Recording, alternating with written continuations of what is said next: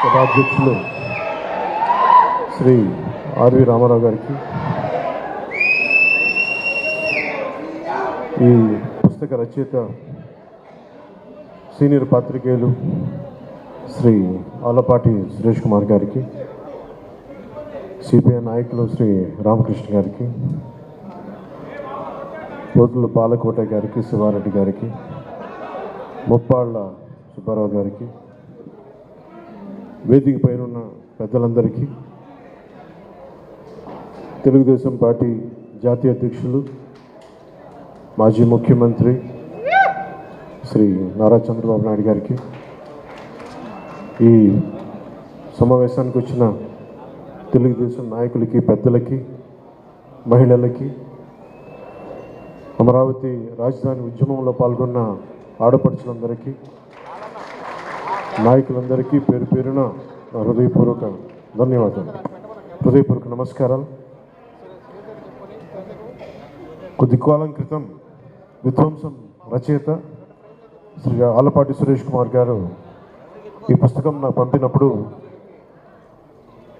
కొంత మొత్తం చదవలేదు, కానీ ఒక 40 నుంచి 50 పేజీలు చదవడం జరిగింది. ఇందాక ఆయన చెప్తున్నట్టుగా ఒక రచయిత ఏ ప్రయోజనాలను ఆశించి రాశారు, ఎవరి పక్షాన్ని నిలబడి రాశారు అని నాకు ఆయన ఇప్పుడు చెప్తుంటే నాకు అర్థమైంది, కానీ చదువుతుంటే నాకు ఒకటే అనిపించింది, ప్రజల పక్షాన్ని వహించి రాశారు ఈ పుస్తకం. చదివిన మొట్టమొదటి పేజీలోనే నాకు అర్థమైంది ఈయన ఎవరి పక్షం తీసుకోలేదు.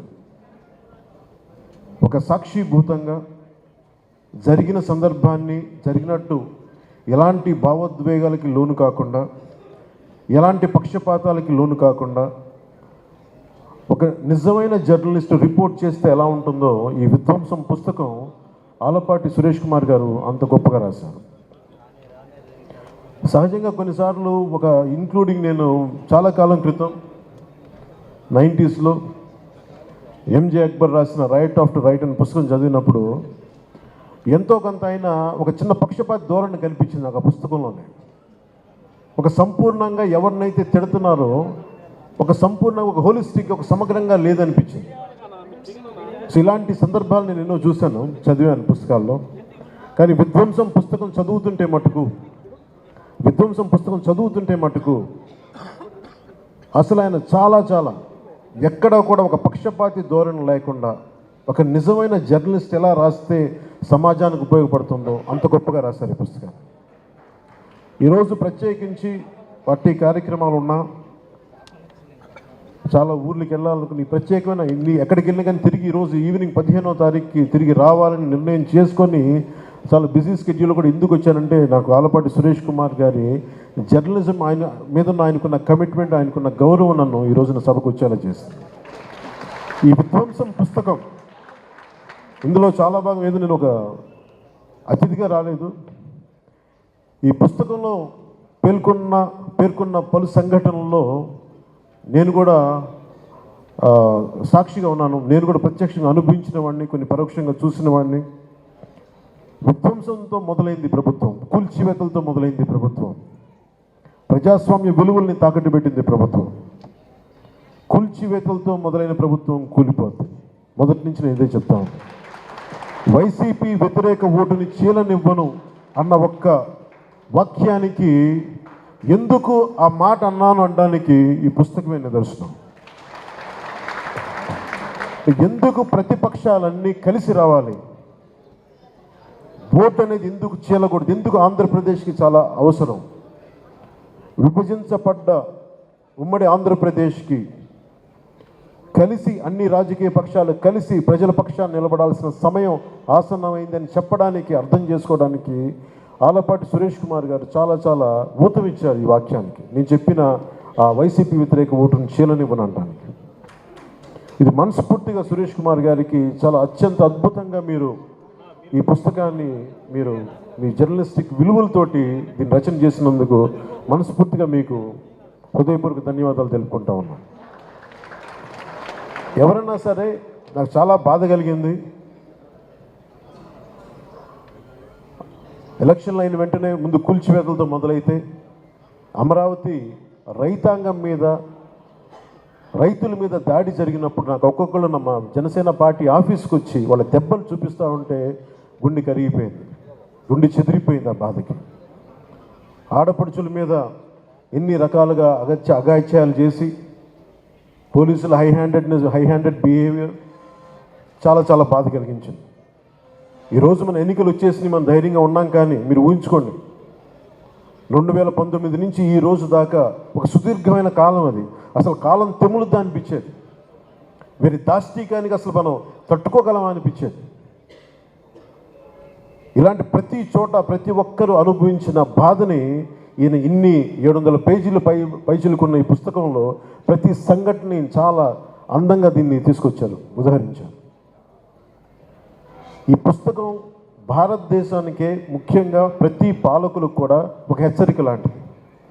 భవిష్యత్తులో మనం ఎలా ఉండకూడదని చెప్పడమే ఈ పుస్తకం తెలియజేస్తూ ఉంది. ఒక నిజమైన జర్నలిస్ట్, ప్రజాక్షేమాన్ని, ప్రజాస్వామ్యాన్ని ఆకాంక్షించే జర్నలిస్ట్ రాస్తే అది ఎంత బలంగా ఉంటుందో ఈ పుస్తకం చాలా అద్భుతంగా తెలియజేస్తుంది. ఇలాంటి పుస్తకం ఆలపాటి సురేష్ కుమార్ గారికి కూడా ఇది భవిష్యత్తులో దీన్ని ఒక టచ్ స్టోన్, ఒక గీట్రాయిలా తీసుకుంటారు. ప్రతి జనసేన అయితే ఖచ్చితంగా తీసుకుంటుంది. జనసేన తరఫున మాటిస్తా ఉన్నాను.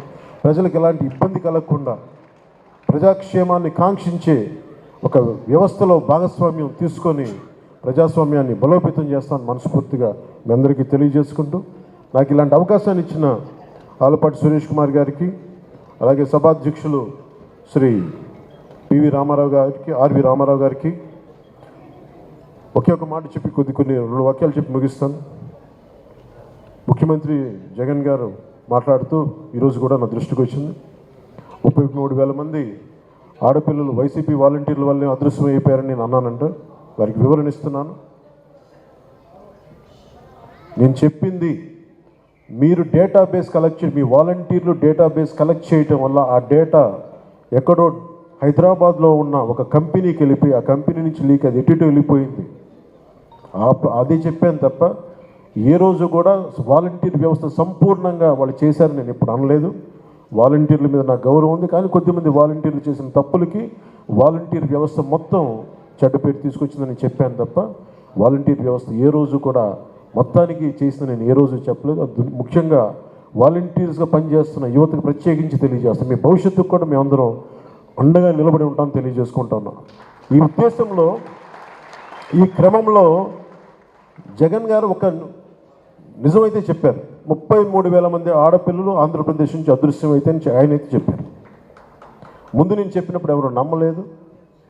కేంద్ర హోంశాఖ సహాయ మంత్రి చెప్పిన తర్వాత ఇది బయటకు వచ్చింది, అప్పుడు అందరూ నమ్మారు.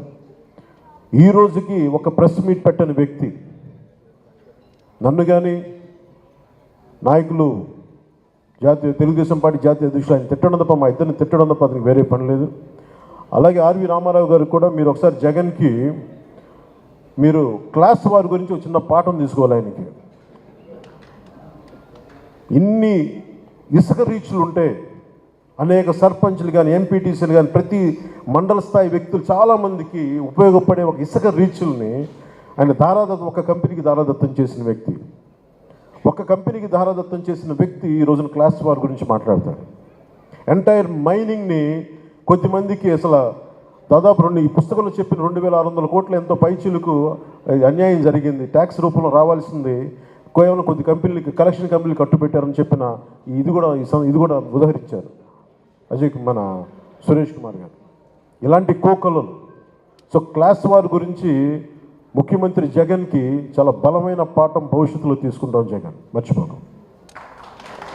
ఏ అమరావతినైతే, ఏ ప్రజలనైతే, ఏ ఆంధ్రప్రదేశ్ ప్రజలనైతే మీరు హింసించారో, ఏ ప్రజలనైతే మీరు విధ్వంసానికి గురి చేశారో, జీవితాలని చిన్న భిన్నం చేశారో గుర్తుపెట్టుకోండి జగన్.